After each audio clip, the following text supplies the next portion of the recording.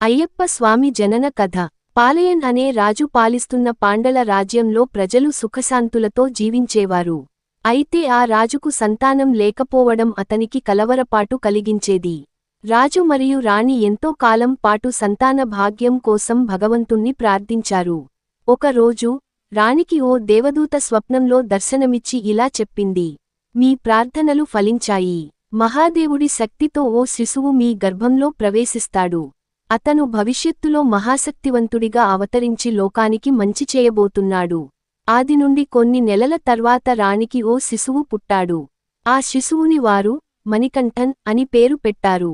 ఈ శిశువు కేవలం చిన్న వయస్సులోనే మంత్ర విజ్ఞానంలో ప్రావీణ్యం సాధించాడు. అయ్యప్ప స్వామి అవతారం వెనుక కథ. దయమెన్ మహిషి అనే రాక్షసి భూలోకంలో అంతకంతకు బలవంతురాలై రాజ్యాలను జయిస్తూ భయానకంగా మారింది. ఆమెను ఏ దేవతలు హతమార్చలేరు అన్న వరం ఆమెకు ఉండేది. అయితే ఆమెను మహాదేవుడి మరియు మోహిని అవతారం ద్వారా పుట్టిన కుమారుడు మాత్రమే సంహరించగలడు అని శాపం ఉండేది. అయ్యప్ప స్వామి మణికంఠన్ మహిషిని సంహరించి ప్రపంచానికి శాంతి చేకూర్చాడు. ఆ తర్వాత ప్రజలు అయ్యప్ప స్వామిని దేవతగా పూజించసాగారు.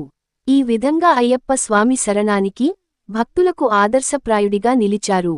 ఈ కథ ఆధ్యాత్మికత, ధర్మం, భక్తి యొక్క గొప్పతనాన్ని తెలియజేస్తుంది.